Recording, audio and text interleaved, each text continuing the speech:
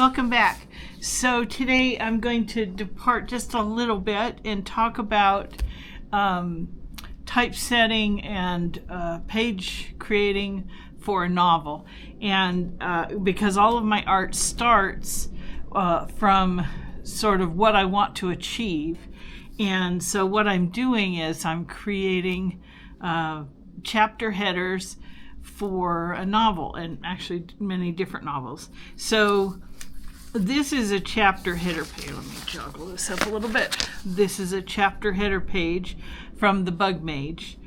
And there's a couple things I want you to notice. One of them is this is on page 83, which is an odd number page. And in a novel, so in a book, let's see if this one has page numbers.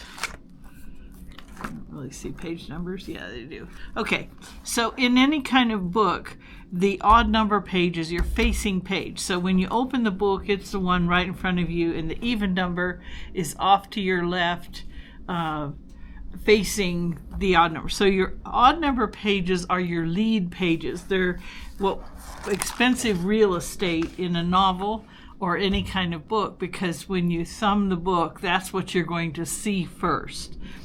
So when you're planning on formatting a novel, you want all of your chapters to begin on an odd number page.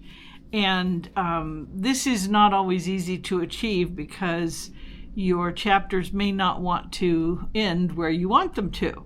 So you have a couple choices. One is to adjust your content, which is to have the writer adjust where the chapter can end so that you can kind of manipulate that.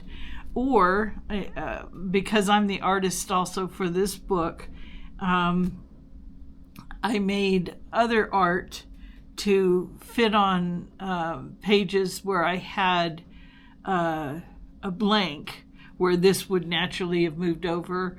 I put a different piece of art. Usually these are character studies. So I wanted to mention that because it's important when you're thinking about doing art for a book, for a novel, that you have an idea how you want it to end up. So this is an example of a character study, an illuminated drop cap, and actually there's a border here. So here's one, here's a different one. Again, it started on page 1. Here's another one. It started on page 17. And this is, so let me show you what the originals look like. The original art for the chapter header for the Bugmage, this is an example of that. You see it just has a plain border. So I drew all these up, and then I drew this border because I wanted the end result to have that border going around, intersecting where the original border was, so I could put the chapter title in the new border. So several things are happening. Like I said, I wanted to do the drop caps in here, and drop cap, what it does is it adds emphasis at the beginning of your chapter, and it makes opportunities to add value for the reader's enjoyment.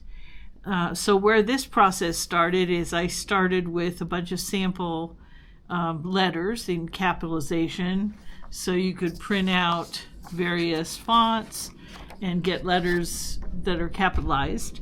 But I also wanted not only to do a drop cap, which is a plain letter, say something like this, I wanted to illuminate it. And illuminated letters is another value add where you're adding art from the story to enhance the reader's experience. So in this particular chapter, they're using an aerosolized tool, and so I show that in the illuminated letter. So the chapter header features the first experience of the characters with the giant spider, and you can see a human has been bound up. So you see that as the chapter header, But then in the illuminated letter, you see a small detail where they're actually showing the spider how to aerosolize neurotoxin. So that happens with each of your chapter headers that they're going to illuminate. Like on this one, it's called the head box. And in the illuminated letter, you see a person with a box on their head. So very simplistic kind of enhancement of the story. So a drop cap would be just a plain letter. Like I said, if I came in here and did, let me find an A for the beginning of a chapter, it would just be the plain letter. It would be larger. And as you can see, I made mine considerably larger so that I had 3 lines of type that were within the range of the drop cap that displaced this sort of space here.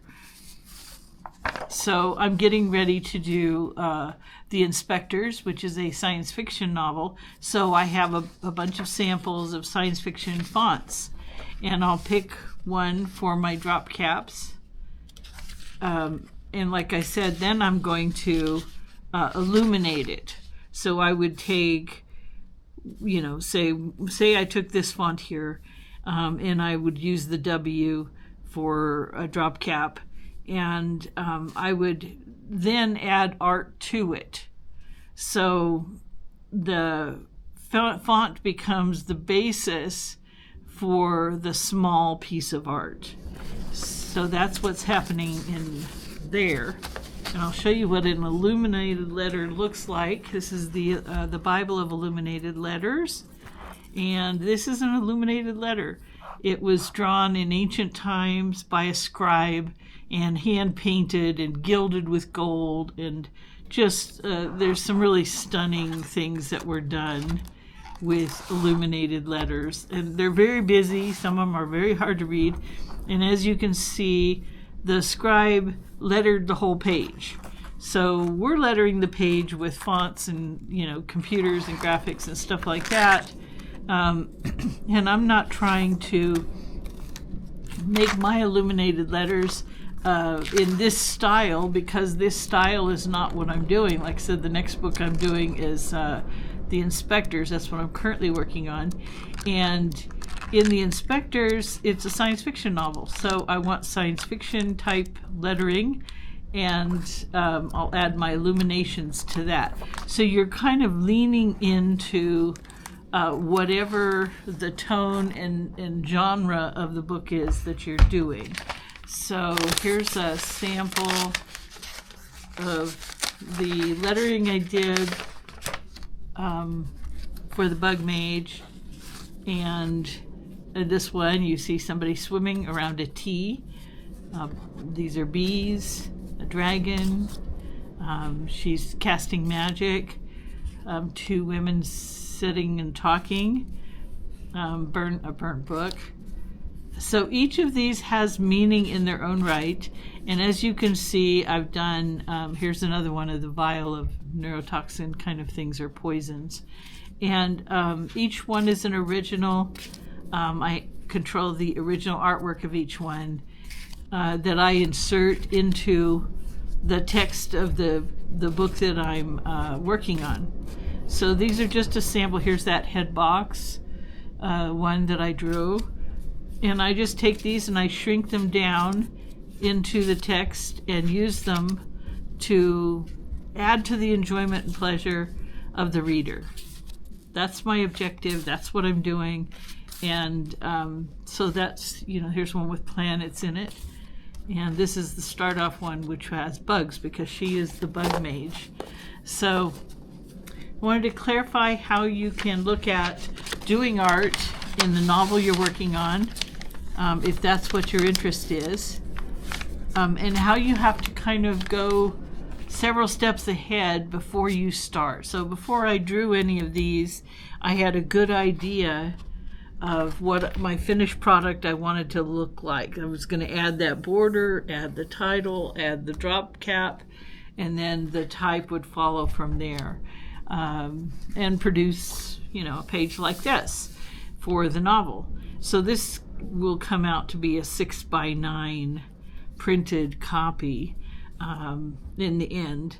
But like I said, you can see the title here, you can see the border I added, and that added cohesion to all of the chapter headers, but it allowed them to be what they are. Each one is individually different. Same thing as each capitalization is different. Even if it's the same N to another chapter, it'll have a different illumination. Anyway, I wanted to take a moment, drop a small video on that, and that will help you, because I'm going to pick one of the fonts in this. And well, let me talk briefly about that. So I want a science fiction reference font, which is a modern font. And then I want one that will not overwhelm the lettering of the text, because the text is what we're reading. So I've done several different, you've seen as I'm paging through here, some of these are much darker than others. So this one's a light one, this one's kind of a medium, this one's a little too frilly and doesn't look science fiction. This one is actually kind of interesting and good. It's a fairly bold type of font, but it's not super heavy and thick. Like this one has thicker lettering than this, even though this one's actually looks larger. These are all the same size, by the way. So again, you have a light one, and then you have, this is also light. So these could both work and will allow me to draw art around the letter. So the ones that I might avoid would be ones that I feel this might dominate the page too much. This is probably okay. This is definitely too strong.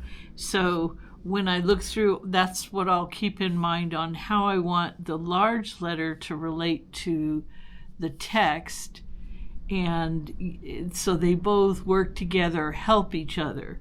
And which one, I could take something like this and draw art within the cavities sort of the font, and it'd be interesting. It would be changed from what the artist that designed the font was doing, because they were creating solid letters. So I'll go through next and I'll pick one of these to work with, and I'll blow them up to a much larger size like you saw in the samples I showed you, and then I'll do art on them as I go along to go with the chapter headers that I'm also working on.